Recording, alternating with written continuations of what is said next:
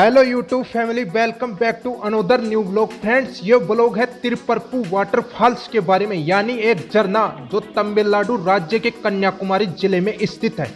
अगर आप कन्याकुमारी के टूर पर गए हो तो वहां पर इस वाटरफॉल्स की खूबसूरती को नहीं देखा तो क्या नहीं देखा। भारत एक ऐसा देश है जो प्रकृति के आकर्षणों से भरा हुआ है। इन्हीं में से कुछ झरने भी शामिल है जिन्हें देखने के लिए लोग दूर दूर से यात्रा करके आते हैं। इन्हीं में से एक तमिलनाडु राज्य के कन्याकुमारी जिले में स्थित यह तिरुपरप्पु वाटरफॉल्स है, जो अपनी खूबसूरती से पर्यटकों को रोमांचित कर देता है। झरने में ऊंचाई से जमीन पर गिरते हुए पानी को देखना आत्मा को एक सुकून देता है। अगर आप प्रकृति प्रेमी हैं और साउथ का टूर प्लान बना रहे हैं तो कन्याकुमारी के इस तिरुपरप्पु वाटरफॉल्स पर जरूर जाके आइए। आखिर प्रकृति से प्यार कौन नहीं करता। लोग ऐसी जगह को काफी पसंद करते हैं जहां प्रकृति की अनोखी छटा देखने को मिल जाए और साथ ही वाटरफॉल्स का आनंद लेने को मिल जाए। कन्याकुमारी देश का दक्षिणतम खूबसूरत और शांत शहर है, जो देश के बाकी हिस्सों से हवाई, रेल और सड़क मार्ग से अच्छी तरह से जुड़ा हुआ है। प्रकृति के रोमांच से भरपूर यह खूबसूरत झरना कन्याकुमारी शहर से 59 किलोमीटर की दूरी पर पड़ता है, यानी कन्याकुमारी रेलवे स्टेशन और कन्याकुमारी बस स्टैंड दोनों से 59 किलोमीटर की दूरी पर पड़ता है और विवेकानंद रॉक मेमोरियल से 60 किलोमीटर की दूरी पर पड़ता है। तो आप कन्याकुमारी बस स्टैंड से बस लेकर के यहाँ पर पहुँच सकते हैं। 313 नंबर की बस जाती है, यहाँ पर 1 से 1.5 घंटे का टाइम लगाती है। अगर आप टूरिज्म की गाड़ी बुक कर रखे हो तो कोई दिक्कत नहीं है, पर्सनल व्हीकल है तो भी कोई दिक्कत नहीं है। आप ऑटो बुक करके भी जा सकते हैं, जो 1200-1300 रुपये लेगा अगर फैमिली के साथ है तो। इसके सबसे नज़दीक मेजर रेलवे स्टेशन नागरकोविल है, जो 35 किलोमीटर की दूरी पर स्थित है, और सबसे नज़दीक एयरपोर्ट त्रिवेंद्रम इंटरनेशनल एयरपोर्ट है, जो 35 किलोमीटर की दूरी पर स्थित है, और केरल की राजधानी तिरुवनंतपुरम यहाँ से 54 किलोमीटर की दूरी पर स्थित है। इसके टाइमिंग की बात करूँ तो यह सुबह 6 बजे से लेकर शाम 6 बजे तक खुला रहता है। और इसके टिकट की बात करूँ तो वाटरफॉल्स का अलग टिकट है, और ये इसके पीछे बोटिंग भी होती है जो आपको भी दिखाया जाएगा, उसका अलग से टिकट है। वाटरफॉल्स एंट्री का टिकट 10 रुपये का है और बोटिंग का टिकट 50 रुपये का। आप एक साथ भी दोनों का 60 करके ले सकते हैं। तो आप देख सकते हैं प्रकृति प्रेमी इन पर्यटकों को इस प्राकृतिक सुंदरता और रोमांच से भरपूर पैलेस पर कैसे अपने खुशी के पलों को बिता रहे हैं।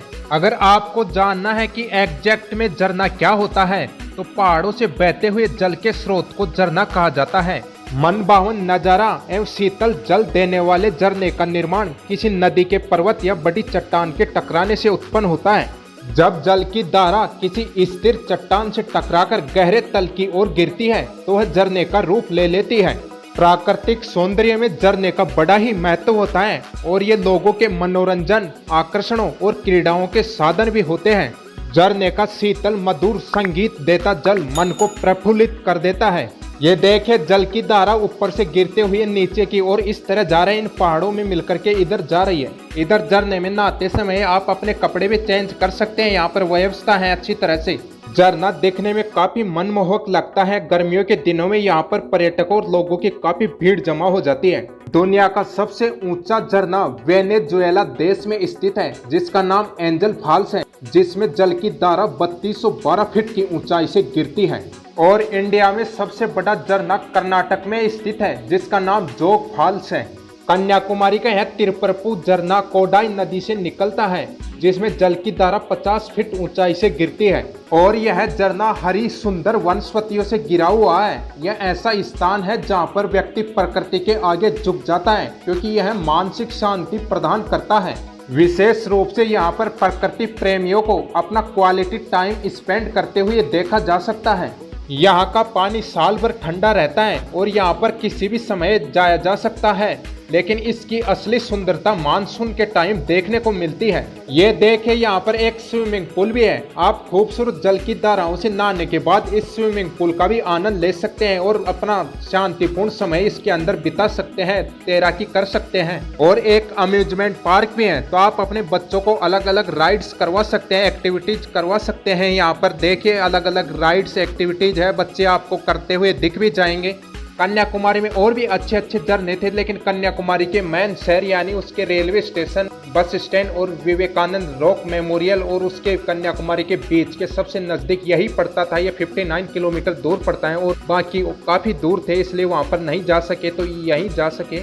अब आपको लेके चलते हैं इसकी बोटिंग के लिए त्रिपरपु झरने के ऊपर, पहाड़ी के ऊपर। ये देखे एक पानी है, एक झील टाइप में, तो यहाँ पर बोटिंग करेंगे। लोगों की भीड़ को देख सकते हैं। 50 रुपए का टिकट है। यहाँ पर भी टिकट काउंटर है और उधर मेन गेट पर झरने के पास भी टिकट काउंटर है, तो आप अपनी पसंद के अनुसार यहाँ पर भी टिकट ले सकते हैं। देखिए लोगों की कैसे भीड़ जमा हो रखी है बोटिंग के लिए। देखिए कितना सुंदर नज़ारा है बोटिंग का। देखिए अब बोटिंग करते हैं, काफ़ी देर बाद नंबर आता है, 1.5 से 2 घंटे के बाद, क्योंकि काफ़ी भीड़ लगती है प्राकृतिक सौंदर्य युक्त पैलेस पर।